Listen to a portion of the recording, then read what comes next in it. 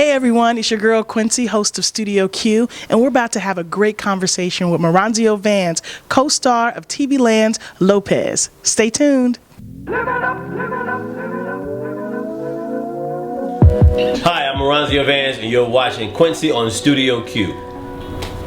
That's what you're doing. Yeah, you are. Studio Q show, now you know. Hey everyone, we are here with Maronzio Vance, comedian extraordinaire. That's a lot. It's not a lie. I've watched some of his stand-up, and he is going to be appearing in Lopez. Season 2. Season 2. Of Lopez. And you're like a co-star. It's the thing. It's happening. It's happening. It's happening. Well, I know that you said that you knew the creators or executive producers of the show for like 3 years, Yeah. and then you auditioned for it. What is it like auditioning for people that you discuss something and you know them? How different is that from auditioning for something where you don't know anybody? I could have taken it two different ways. I could have taken it like, I ain't gotta try. I'm gonna get the job anyway, and then not gotten the job. So I treat it as though we have not had a prior discussion about it. I still have to prove who I am, and they basically made a phone call and they're like, look, we have this role for you that we created on this show for TV Land. We already discussed it with TV Land. All you have to do is just be yourself and you'll get it. And for a lot of people that means, oh, now I have to really act. No, he just said be yourself. So that's what I did. So they actually created the role for you? Let's just say loosely based, Yeah. but I got the call to say, go do it. That's amazing. That is amazing. How'd that come to be, that you could be in a position like that?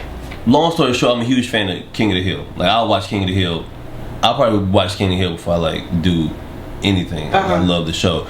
So a buddy of mine, Wyatt Cynic, used to be a storyboard editor on the show, and I reached out to him and I said, look, I just want to meet some of the creators of the show. And he's like, oh cool, I'll hook you up with John and Dave, which were two of the writers on the show. Connected us two together. Yeah. And I pitched them my animated show idea. They liked the animated show idea, but then the Lopez thing came into play, and we went with that. So here I am. Well, what kind of chemistry do you have with George Lopez? It's a don't step on his toes chemistry. It's a lot of his name is on the cereal box, so you know, right. After he eats, then you get cereal situation. But he's a hard worker. Like, I get it. Like, he's earned where he is, and you know, he didn't hit till he was 40. You know, a lot of people don't take that into consideration. You hit when you're 40. So if you hit at 40, you don't really have a lot of time to play around. You have to get it while you can. You have to get it while you're relevant. You have to get it while you have an audience. You have to get it while people care. You have to get it while people feel like they can still use you. As soon as people don't feel like they can use you anymore, like there's nothing else in the rag, they throw the rag away. Wow. That's what the industry does. Once there's no more water in the rag, they like they throw it away. Yeah. Anybody got some new rags? So he still has water in the rag. So working with him is fun. He lets me be me, you know? Yeah. And I can't complain. I'm working. Right. I get up every day and I get to go do something that I set out to do. Like, I'm a kid from the South. I said to myself, I wanted to be on a TV show. I wanted to do stand-up.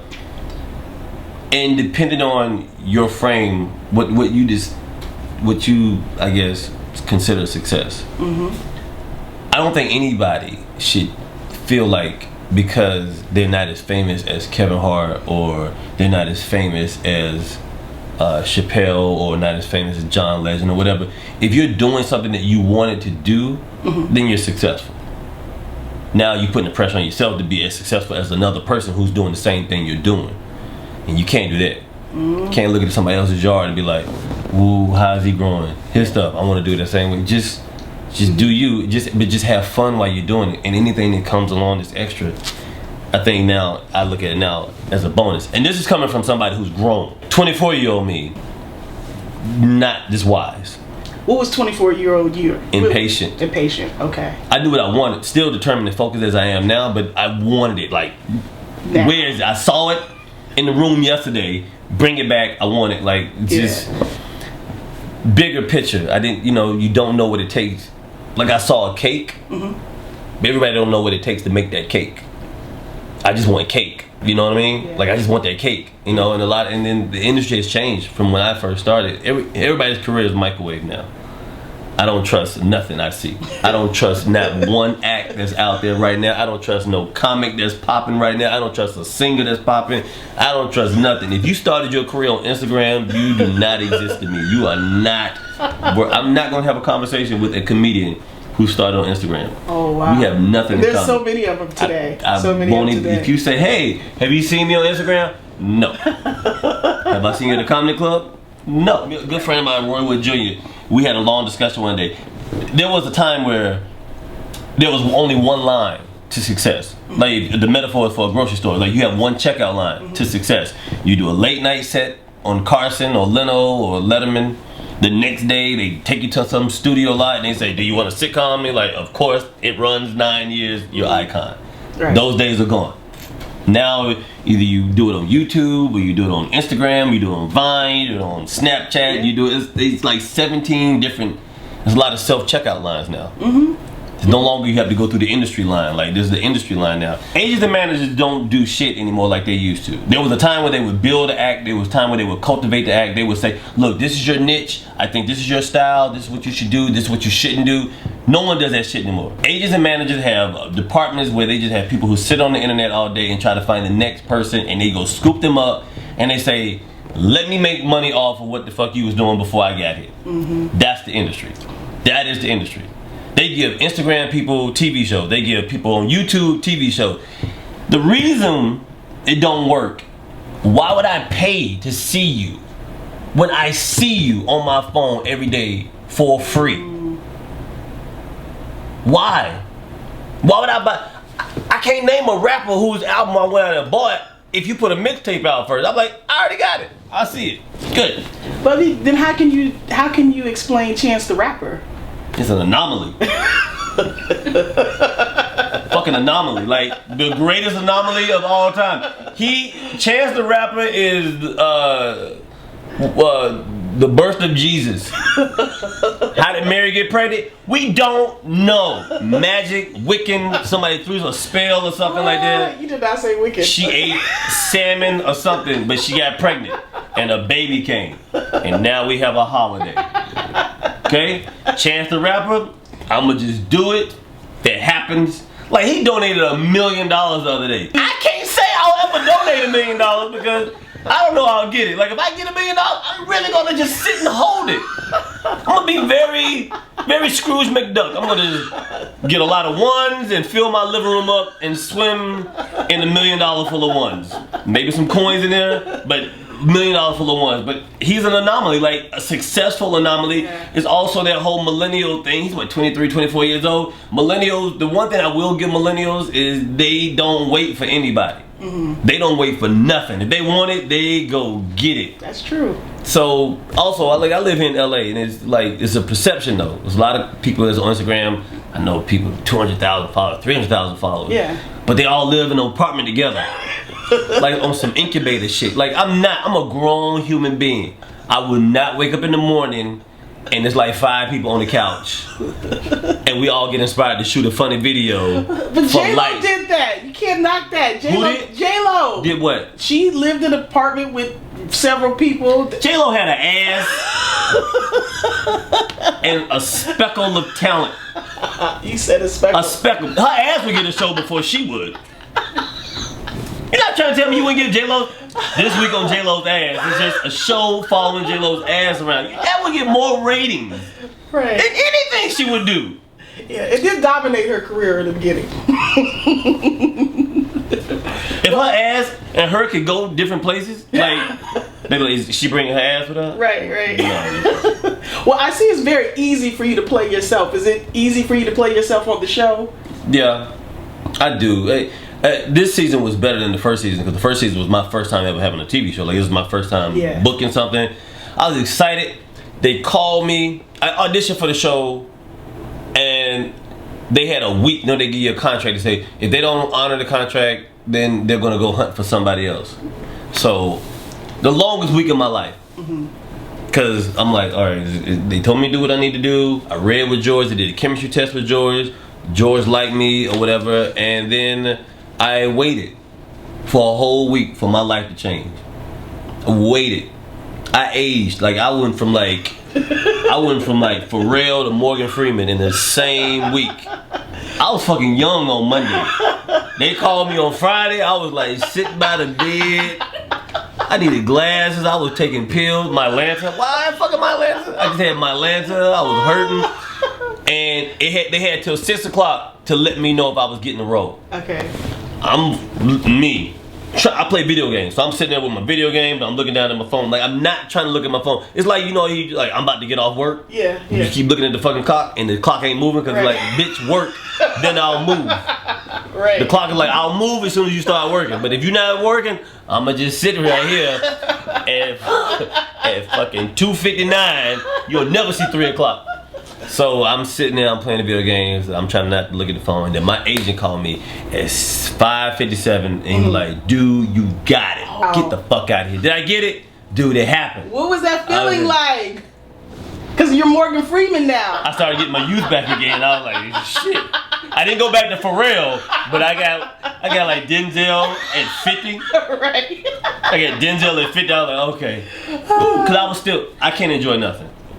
Okay. I don't. I'm neurotic. My mind, I can win the lottery tomorrow. I will think of a million things wrong. I want to know what you did after you found out you got the role. 5:57, my agent calls me. You got it. I didn't jump up. I just sat there. It just hit me like I'm on a TV show. Amazing. And then he said, let me call you right back. Let me make sure it's official. What? The fuck you mean it's official? Did the baby come out or not? The feet is out, but the whole other half, so we don't know if the baby has another half. It could just be legs. I'm like, all right, well, let me know when the whole baby comes out. Right. He called me back at 5:59. I just got the email, the paperwork, dude, you got it. And like, he just kept complimenting me, you know, white people do. And he was just like, he doing what he's supposed to do. He just, you did it, guy. All the hard work paying off. You are my new nigga now. Like, it's just like I knew. Look, subliminally, I get it. Like, you my man, you champion me.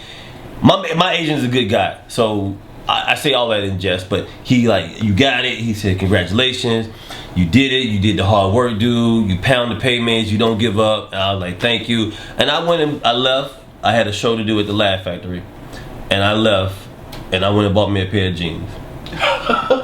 What kind of jeans? Banana Republic jeans. I bought me a pair of jeans from Banana Republic, and even though I had just booked a TV show, I was still hesitant to pay sticker price for these $89 jeans. I was like, you ain't booked the show. I mean, you ain't got a check yet. Like, I'm talking to myself like, we know it's gonna be, and my partner was like, so when is the check coming? Because we still gotta live. Right. This is $100 for some paying. Like, we got groceries next week. Like, what are we doing? Is the cell phone paid up? Is the rent? Like, where we at financially? And my partner was like, we did something good. Let's just reward ourselves. The Cinnabon is in the food court. We can do Cinnabon. Let's just do Cinnabon. That's a safe thing. It's $5. Right. We can get 2 of them if you want to go nuts. Just get 2 fucking Cinnabon. But these $100 jeans. Look, me talking to myself, nigga, you changed. In Banana Republic, you have changed. I'm like, no, I'm the same guy. When will we ever pay $100 for a pair of jeans? Didn't we say if something good happened? We never specified what that good thing we would do for us would be. So I bought the jeans. I'm so glad you treated yourself. It's hard for me to treat myself. But I'm glad that you did. When I say hard, but I'm glad that you did, because you definitely deserve it. It take a lot. You definitely deserve it. Out of those first episodes, like, what was your favorite? Working? Yeah, I think you've already taken like 12, right? Season 2 is done. Yeah. We're so finished. out of this season, like, what was your favorite episode? God.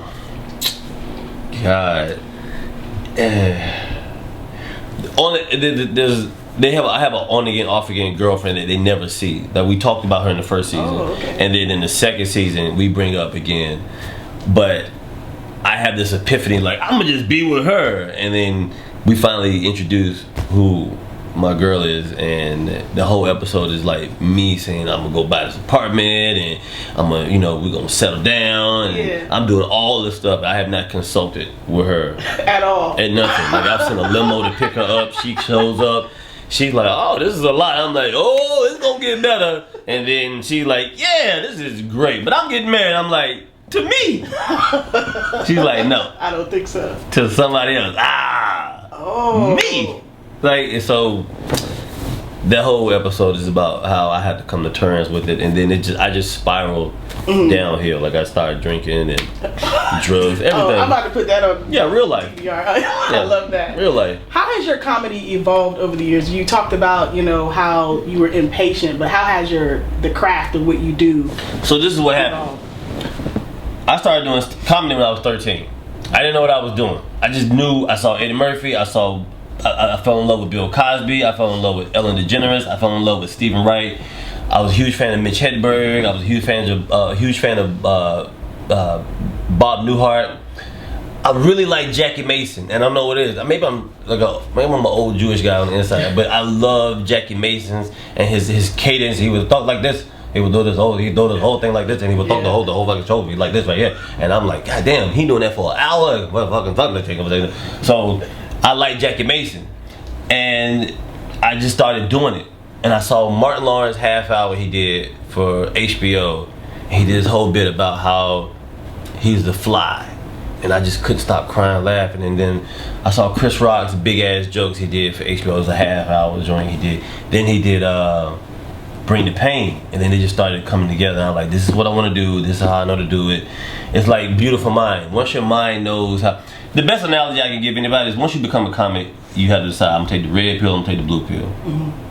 Whichever pill you decide. Either you gonna not do it, but once you decide to become a comedian, you're never not a comedian anymore, because for the rest of your life, you don't see life the way everybody else does. You see it for where the humor is.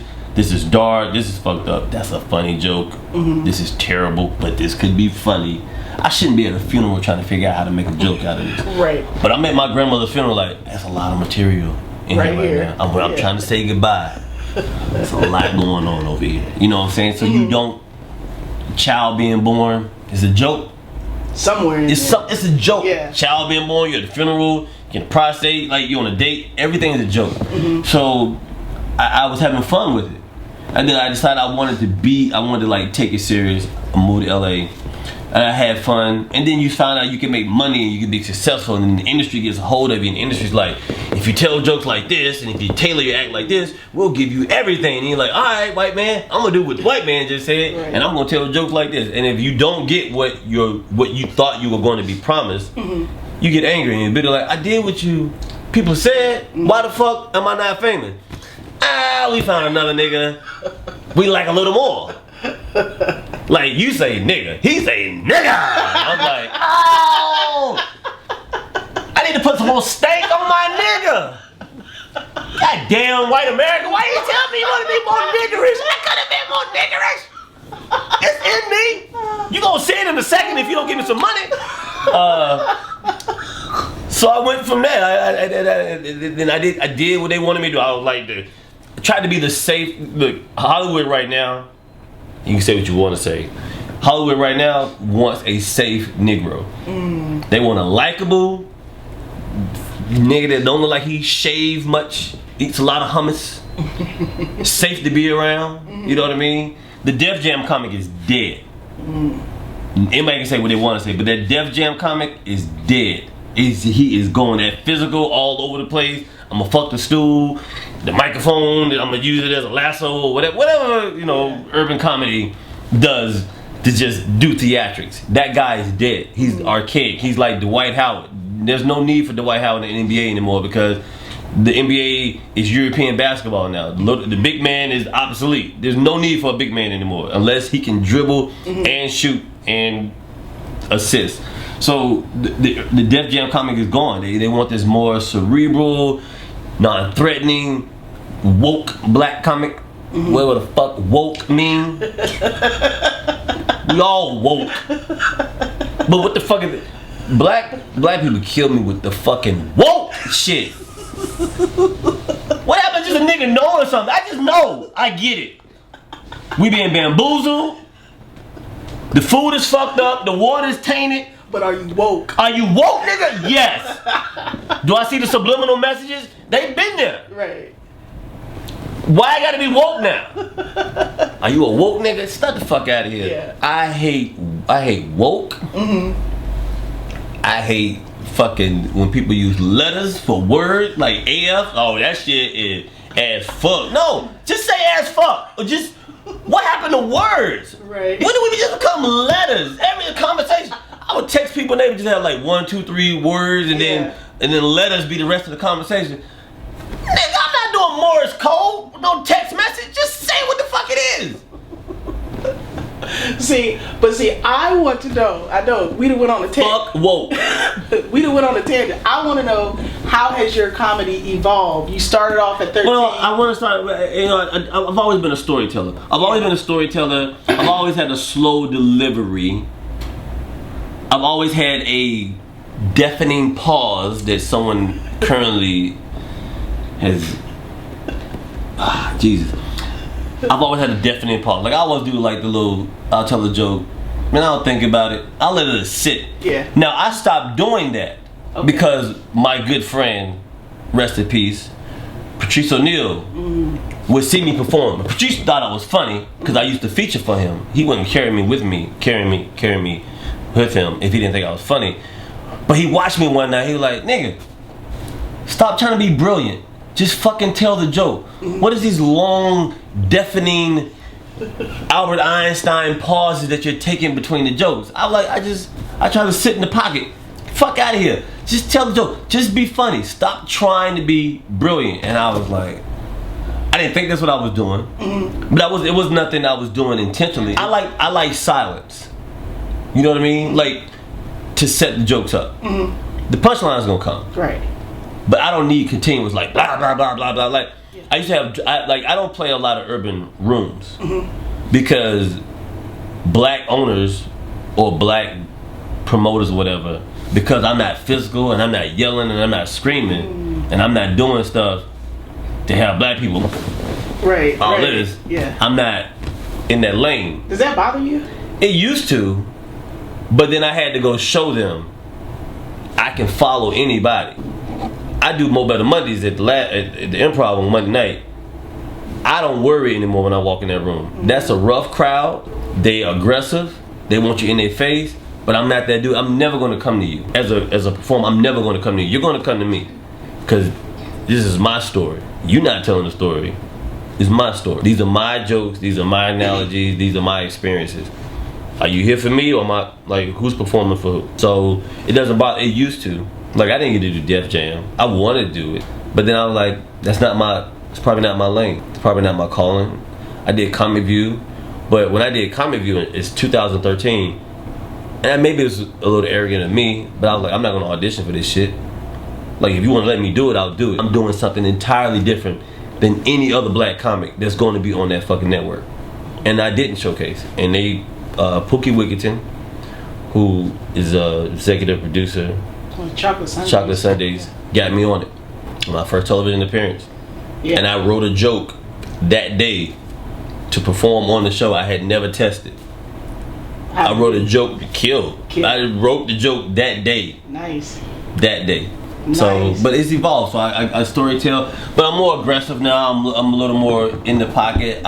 I don't care anymore. I went from not caring because I didn't know I was supposed to care to I really care about these jokes because I don't want to offend anybody because I want this sitcom on network television and I need to be the likable Negro. Yeah. Then that didn't work, so I just went back to telling the joke. I became the comic I would want to go see. Oh, that's nice. That's what nice. I did. Well, it's funny that you mentioned Patrice O'Neal because I know that you said when you get blank, you go watch The Elephant in the Room. Yeah. And what does that do for you? What does it unlock for you? Patrice's Elephant in the Room is probably my prior. Like everybody, like my parents grew up. Everybody watched Pryor on the Sunset Strip. Or the best Pryor is live in he did in Long Beach. But that is my prior. You know what I mean? Yeah. Chris Rock's Bring the Pain was like my oh, this is what I want to do. It got the ball rolling. But when I saw Elephant in the Room, I was like, ugh, I hate this motherfucker because it was so. He told like 7 jokes, but they lasted. Like his ability to make you laugh at the worst shit is what I wanted to do, which I've learned how to do now. But it's just my go-to. Like I just watch it. Like I don't take anything from it. I just watch it because I'm mesmerized. It works. That works for me. Dave Chappelle's Killing Them Softly does the same thing. Bill Burr's Netflix special he did in 2014. Okay. All You People Are the Same. That does it for me. Daniel Tosh, Happy Thoughts, does it for me. I love Daniel Tosh. He's dark, he's fucked up, but it's smart. Like you can be fucked up as long as you're smart. I think you're allowed. You can be really fucked up as long as you're smart. Think about it right now. There's no shade. There was a time when we had Chris Rock. We had Chris Tucker. We had Dave Chappelle. We had like 5 black comedic stars. 5, maybe 6. We got 1 now. It's 1, and no, it's Kevin Hart, and Kevin Hart is at a table by himself playing poker, and he just does this every week. The money is just like no, it's like no one is at the table with him. It's a kiddie table over here. Right.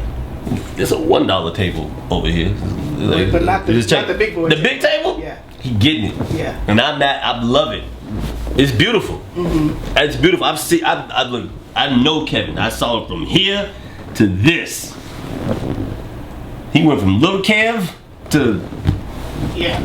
Well, I want to know how you went from being homeless twice to being on the believing show. in people, trying to help people. You were believing in people. Trying to help people. That made you homeless. Trying to help people. Really? Southern guy, dumbass, trying to give somebody shelter when I should have been like, I don't know what I can do for you. So yeah, people don't understand. Like I lost my apartment in 2002. Lost my apartment. I was installing hardwood floors. Wow. I would get up at 7 o'clock in the morning and go install hardwood floors from 7 a.m. to 7 p.m. every day, Monday through Friday, sometimes Saturday, installing hardwood floors, and then go home. I didn't get up. I lived in LA from 2001 to 2008 without a car. Wow. Not possible. What was that experience like? I was like fucking Kane from Kung Fu. I'm just walking the streets. I was a fucking nomad. I just knew how to get around. I was a survivor. I just did it. Yeah. I just did it. Yeah. I didn't want to. I'm not one of the people. Even when I got homeless, no one knew I was homeless. Right. Because I didn't announce it. I was like, look, I need shelter. Can someone please help? Because I'm not. Yeah. You're not. Cause the problem is, I don't want anyone to use that against me later. Like, you remember that time you was eating out the trash can and I gave you a burger? No, I don't remember it because I didn't take the burger. I'll eat what's in the trash can before I let someone feel like they saved me. So I was installing hardwood floors, lost my apartment, and because I would leave work, get dropped off, or take the bus or the train or whatever. Some days I walk, and I would go home. I had varnish, cuts, everything, splinters. I'm pulling them out, wiping the varnish off, and I would run to every comedy club I could get to every day. Wow. And I would go to the Ha Ha Cafe and get a spot. They had a club called Mixed Nuts. I would try to go to that club to get a spot. I would go loiter over at the Improv to get a spot. I would loiter over at the Laugh Factory to get a spot. Comedy Store, wherever I could get stage time, I would go. And I would be out until like 1 in the morning. Go home, sleep for like 6 hours, maybe 5 or 6 hours, get up and repeat the same shit every day. I used to work at a comedy union on Pico and La Brea. People don't realize I used to work the ticket booth. I would do thank you, she'll seat you. I did that, DJ'd the music. Wow. And then we go perform. Okay. All in the same night. This is so important because people want to know how to get it. I used to get called angry. I used to call bitter. I won't say the comedian's name, but a comedian that took me under his wing, gave me a show to host that he was on, saw everything I went through, the good, the bad, the ugly, everything, knew everything about me. Sat next to my aunt on a plane, did not know it was my aunt. Sat next to my aunt on a plane and dogged me. Wow. To my aunt. My aunt never said one word. She just let him talk. Sat next to my aunt. And he's like, you know, he's like, what do you do? He's like, I'm a comedian. He's like, oh, okay. And then, what are the chances of that ever happening? You know what I mean? That is amazing. Faith, let the universe letting me know who. What did that do to you? Maybe it helped me decide there was one less hand I had to shake when I walk in a room. It also reminded me that, look, I sound mean. People ain't shit. Just give another confirmation. It's like, this dude gave me $20 one time because I ain't had no money. You know where I came from. You saw my living situation. He's an angry black comic. Am I? Really? Am I an angry black comic because I used to write jokes for you? So when you see that person now, like... A loser. I mean, he working. Yeah. But he works because he associates himself with people that's working. Gotcha. He could never generate his own on his own. And I feel bad for that because you'll never be what you want to be. You'll only be what somebody else who's working will allow you to be. Well, based on just that grind, what advice would you give to somebody moving out here today? Don't move to LA right now. Shit, you can go find an apartment under $1,000. You ain't gonna find a 1-bedroom apartment under $1,000. And if you do, it's not gonna be in a neighborhood where you can leave your car. You gotta take your car inside the apartment at the end of the night because it costs too much to live out here. But what if they want what you want as bad as you want it? You gonna tell them not to? The internet, you don't have to move anywhere now. Okay. This comics now is just people on the internet. You don't even respect them. You said I don't. I don't. But who the fuck am I? Right? Who am I? I'm not one of the 4 horsemen. I'm not one of the heads on the Comedy Hall of Fame. Do it. Do what the fuck you gotta do. At the end of the day, nobody respects how you got it.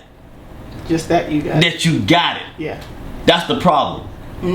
I am a purist. I believe in you write your jokes, you go to a comedy club and you perform those jokes and you build an act and you build a respect and you build the integrity and you just make people respect you off your hustle. Now the internet is like, you got a phone. If you got one of these, you're a star. Yeah. You are a full-fledged star if you have one of these, so. Yeah. Well, shifting gears, how do you approach writing for animation like the Boondocks, you know, versus your comedy? Aaron McGrew is not gonna like this. Okay, does not give me credit for working on the Boondocks. He just doesn't, and that's fine, and that's cool, and I respect it. Not really, but I worked on the show. My buddy Carl Jones saw me. I did Jamie Foxx Laugh-A-Palooza. Anthony Anderson hosted. Anthony Anderson asked me what my name was before I went on stage. I guess he felt like I said Maronzio Vance. I guess he felt like if he could get Maronzio out, he was doing good. Like, fuck the Vance part. He could introduce me like I was Prince or something. Coming to the stage, Maronzio. And I was like, I was waiting on the Vance to come out, and it was like, nope, it's not coming. And I just went out on stage. God damn, it's just Maronzio. It's not fucking supercalifragilistic. So I did Laugh-A-Palooza, and it aired on Comedy Central, and Carl Jones saw me, and he's like, yo, I think you're funny, you know, I want to bring you on. He brought me on to like help with the Boondocks or whatever, and they already had a system in place, and I came up with some ideas or something like that, and it got funky, it got ugly, whatever. Carl fell out, and I felt like a bastard child because Carl left the Boondocks, and Aaron was like, you gonna have to, like, it was more like you gonna have to decide which parent you want to go with. I got a show. Carl left. Where you going? Mom, I like Daddy. I went with Carl. I was like, that was my man. It's loyalty. It's a loyalty thing. For the most part, not for the most part, I'm a loyalist. Like if you help me out, I'm loyal to that person who got me in. So I went with Carl. Wow. And that was it. It was a funny story. He don't like the story either. But I'm trying to give a shit, but it's very difficult. I went to go audition for Black Jesus. And I got to the lobby. I pushed the button on the elevator to go up. Yeah. And the casting director was like, Aaron was like, who's coming in next? And the casting director was like, Maronzio Vance. Tell him I don't want to see him. I drove from my house to Santa Monica. Aaron was like, I don't want to see him. Wow. I was like, at least validate my part. Like, God damn. Shit, like, I get it, you still angry. He said, tell Maronzio he chose Carl, I wish him the best. That was his reply. I was like, God damn, you are still... I should take him out to eat or something. Well, I mean, so I definitely have to segue into the Diddy story because you make it. He turned you away from the audition. What happened with Diddy? So I'm a huge hip hop fan, hip hop enthusiast. I used to work at a radio station. I'm probably the only person that still buys CDs because I like to crack open the case and smell it and read. Wow, people used to say that about albums. Now yeah, say right. About CDs. So I'm like, that's nostalgia right there. Straight from the Korean factory. I smell it. So that's what I enjoy. So I had a problem with Puff Daddy. I had a serious problem with Puff Daddy. I have a problem with Bossip too, but I'll get to that later. Stay where you are, Bossip. I'm coming for you. I have a problem with Bossip. But I did a thing with Diddy where I just went through everybody that Diddy had signed and managed. I explained where they were. Mm-hmm. And for the most part, either they were dead, in jail, or couldn't get work, which means you were dead. Mm-hmm. Everybody, I did everybody from Biggie all the way to Day 26. I went through every artist he ever signed, anybody he had been affiliated with. Mm-hmm.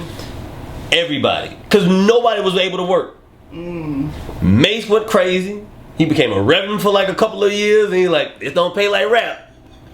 I ain't Creflo Dollar. I don't have the ability." You know how pathetic it was to watch fucking Mace on the Christian channel. He's talking, "I just saw this side, God. You know, so I gave my life to the Lord. I really love God." I was like, did you talk to God about this fucking stroke that you apparently suffered and don't remember? I talk about God and said, I think God is great, God is good, God feels so good. Like, nigga, that's a song. That's your song. So I talked about Mace, I talked about Carl Thomas, I talked about Black Rock, because Black Robin went to jail, G Dep went to jail for murder. Fucking Loon became a Muslim and radical in Toronto or some shit. Fucking Shine, he got Shine deported out of the fucking country. Like, he like, don't even come to Bad Boy, just go back to Belize, get the fuck wherever you're from. Shine became Jewish. Everybody went crazy. That was with Bad Boy. Everybody, I did an 8-minute video and I described everything that happened to them. Mm-hmm. This is early on when the internet was fresh and new. And the video got out, and within like 3 hours, it had 15,000 views. That's a lot back then. Yes. In 3 hours, 15,000 views? Yes. Eventually, it hit like 1 million. Puffy made a reply video. Niggas out here talking shit on the internet and no chapstick. He didn't know nothing about me. He just went off the video he saw. But I had chapstick on in the video. Niggas out here talking shit on the internet. Ash lives, ain't got shit else to do. He tried to recruit other comics to do videos with him to make it funny. Oh, wow. You can't kill me. Yeah. It's just not. You're not gonna win. You're not gonna win. You're not gonna win because I don't care. Like, oh my god. You're not. So did the video. I call it Puffy is Poison. Then I made a volume. I did Puffy is Poison Part 2 because he had made a video. I was like, I gotta reply to him. Right. I got his attention now. Then I made Part 3. Mm-hmm. So Bossa was using the video. They were putting their video like, Puffy is Poison, comedian goes in on Puffy, blah, blah, blah. Right. He put another video out. He's a black man. Third video. Then they started using the whole thing. Puffy is poison. He continues to be poison. I'm like, you're not going to say nothing. Just going to plagiarize that Bossa. So, fuck Bossa. I really fuck Bossa. What is it? What is Bossa? Black gossip? I think is that what it's supposed to be? Yeah, I think it's supposed to be black gossip. Way to really separate yourself from the pack.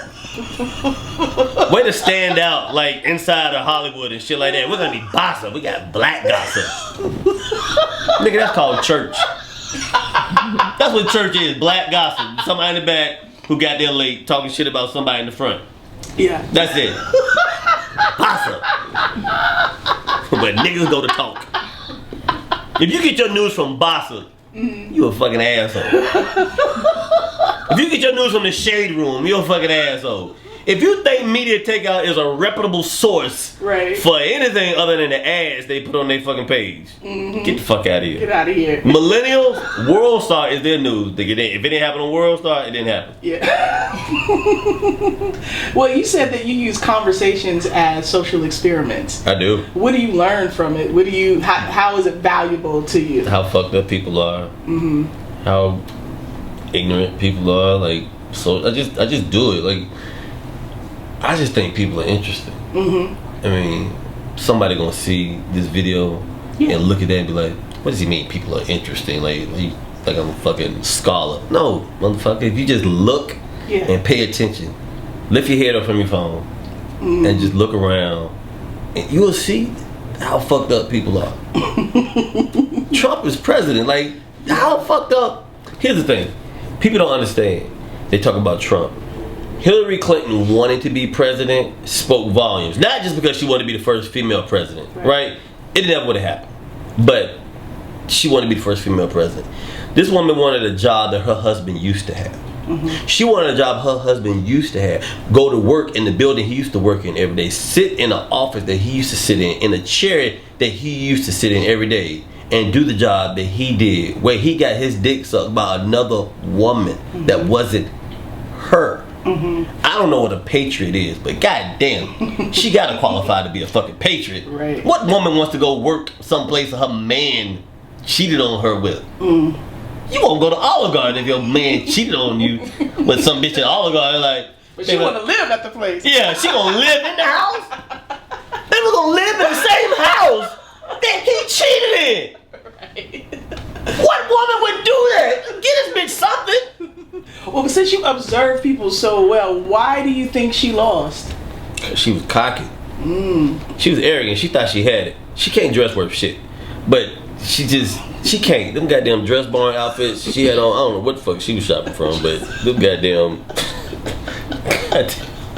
and I mean, Charlotte Russe suits. I don't know what the fuck she had on. I don't know who was dressing her. I mean, she's more arrogant than Donald Trump. She was. You think so? Because she didn't think she had to do. She basically was like, look, this motherfucker's crazy. I'm the best qualified person. See you on Judgment Day. Right. That's what she did. She basically like, there's no way in the world America's gonna vote for this person. Everybody in America voted for Donald Trump for two reasons. One, because Donald Trump is really what America is. He's loud. He's wrong. He don't care. He say what he feel, and he believe it, even though he wrong. You know what I'm saying? Yeah.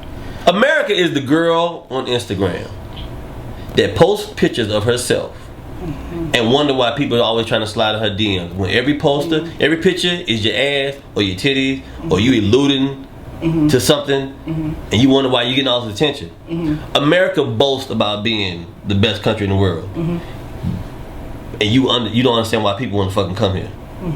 You don't want people to come here like, no, come here. Stop posting pictures about how great you are if you don't want motherfuckers to come here. And just like the girl on Instagram, she ain't got no money. but nobody on Instagram is struggling. Right. America's broke, but we look good broke. Yeah. Ain't got no money. We say we do. But how we got money if we owe China everything? Exactly. How we got money if we owe all these other countries? We just borrowing money. This is America. America's that girl that goes out to eat with everybody and be like, look, girl, get me. Right. I got you next time. America ain't got nobody next time. But she'll come pick you up. If you need to ride somewhere. If you get into a fight, she ready to jump in that fight with you. Yeah. But don't ask for that money. America is the girl. I never quite heard it put that way. America's the girl on Instagram that's in her bedroom by herself. You think her house is fat. Like, dope as shit because all of it, the filters. Yeah. America had great filters. Great filters. I love that. We got the best filters in the fucking world. Well, Kuwait don't got these type of filters. Well, I'm going to the last thing, which is my Maronzio lightning round. Oh shit! So this is not, Have I gotten in trouble? If I said anything that's gonna get me in trouble? No. I just want you to pick one or the other. Which one? There's a comedian out there that's making a living off of my deafening pauses that I had started doing. Who is it? I'm not saying. I'm just saying. Let's get that copyrighted. No. All right, Captain America or Civil War? Which Captain America? Because there's you got to remember, Captain America, the first Avenger, is a terrible movie. So Winter Soldier is the best. The best. Marvel's the best Marvel movies: Winter Soldier, Guardians of the Galaxy, Avengers, Ant-Man, first Iron Man. End of discussion. Okay. And if you got a problem with that, you know what my handles are. You come find me. You will not win a comic book argument with me. Kendrick Lamar just dropped something last night. Right. Or Drake. So Kendrick. Lamar, okay, Kendrick. Because Drake is positive rap. Positive rap has never gotten front seat. Anything. Anytime you come up with positive rap, the industry creates somebody deafening and detrimental. Like Lil Yachty was on season 2 of Lopez this year, right? Oh, nice. Not nice. Well, I'm saying for him. I'm gonna fuck. Here's where I fuck up. Here's where the train comes off the tracks. I have never heard one Lil Yachty song. Me neither. I know he hit a bitch on the ass with some broccoli. That's how the song goes. Beat the bitch on the ass with some broccoli. Something with some broccoli. He's doing something with broccoli besides eating it in the song. Okay. He does the show. He got the braids or whatever. Yeah. Like he looks like fucking Rick James in high school. Right. You can't see his eyes. I didn't know this nigga had eyes until you pull back the curtain. Yeah. And he like smiling. He got baby teeth. I'm like, he's still a kid. His teeth ain't even grown all the way. Like he can still put teeth under his pillow and get money. Like his teeth is like he couldn't even get a grill put on them things. He would have to like put a grill on his gums and let his teeth just shine. He carries a baby doll around. A real baby? He has a baby doll. He has like here's a racist term. A mulatto looking baby mixed. People hate that. Mulatto. He said mulatto. What's the comments on this? Mulatto? You a slave? No, bitch. I'm from the South. That's a term they use. Mulatto is a racist term for a black baby and a black person and a white person bump uglies and made a person. Just like colored and coon and spitchucker were words that were commonly used in the grocery store in the Piggly Wiggly in the South. So he got a baby doll, but this baby doll has a Louis Vuitton onesie. Wow. Custom made. Okay. The baby doll wears shades, and you have to acknowledge the baby doll. In real life? You better. And what was the baby doll's name? Oh, because you didn't. Because I don't go down that rabbit hole. Gotcha. When I see rabbit holes, I'm like, that don't look good. I don't see the bottom of that hole. So, Kendrick Lamar. Oh, absolutely. Kendrick Lamar. Because he's saying something. Yeah. He's saying something. Mm-hmm. How many, in the history of rap, how many people that listen to fucking rap can identify with the extravagant spending that their favorite rapper is doing? How many people? Not very many. You're not putting rims on nothing if you work at Walmart. Right. You're not. Yeah. Sound good. Yeah. Once again, it's a Trump thing because you want to live that life. Mm-hmm. White people voted for Trump because they thought he's going to make them rich like him. No. The rich don't get rich by helping other people get rich. Right. They stay rich, yeah. I don't ever want to be famous. Like rich famous. I don't want to be retarded famous. Mm-hmm. I want to be decent. Okay. Because I want my comedy to stay grounded. Mm-hmm. Anytime you go to a comedy show and your favorite comedian on stage. So last week I was in Greece Right. Snowboarding. Y'all know what I mean. No, we don't. I use grease for the food I cook. Yeah. And I don't go snowboarding because I'm black. Like, it's just certain things you... Yeah. So, go ahead. Batman or Wolverine? Batman. Yeah, I see. I was looking for Wolverine, but Batman. I didn't see. Here's the thing, Wolverine's a hard character to do. Yeah. Because he can't get sick. Yeah. Well, that's why I thought you would go with Wolverine can go to Vegas, fuck everybody. Right. You gonna die, you got chlamydia. Nah, I'm just gonna heal up in like 2 minutes. I'm gonna be, yep, see, I had it. I had AIDS, I got rid of it that quick. You're only as good as your villain, though. Okay. And Wolverine doesn't have a villain that you fear. Okay. Batman has a villain. When Batman's villain show up, you're like, ooh, the Bane shows up, issue. Joker shows up, issue. Scarecrow shows up. Like, you tend to have a little, you're more invested. You know what I'm saying? America's villain right now is Trump. You're only as good as your villain. He's a good villain to have right now. You know what I mean? Yeah. Everybody has a villain. Late nights or early mornings? What are we doing? I don't know. I mean, what's your preference? Night. I work better at night. I'm a comic, and I write, and I really write a lot at night. A lot. And last question, favorite curse word? Fuck. All right. Fuck. I mean, I can use it so many ways. Yeah. Fuck is like whiskey. If you mix it right, it's great. Vodka is shitty. Like, I don't like vodka. I've never been vodka goes with anything. Vodka's so generic. Anything can go with cranberry. I don't trust it. Nice. It's like vodka and cranberry. What are you, 12? You trying to get your kidneys right and drunk at the same time? Well, I came for an interview, and I felt like I got to witness stand-up. Did we cover everything? I feel like we did, because you are smart, you're witty, you're funny. I hate it. And you have a great opinion about so many different things. Hate it. So black comics hate me. Why? Because I just don't care. I'm respected. Like, I can write a joke. I'll challenge anybody to a joke writing contest. Yeah. In a heartbeat. Well, you had said something about Chris Rock giving you a head nod and Eddie Murphy giving you a head nod. Like, what is that? Getting their approval. Eddie Murphy gave me a head nod. And what is that? Chris Rock just nodded his head like.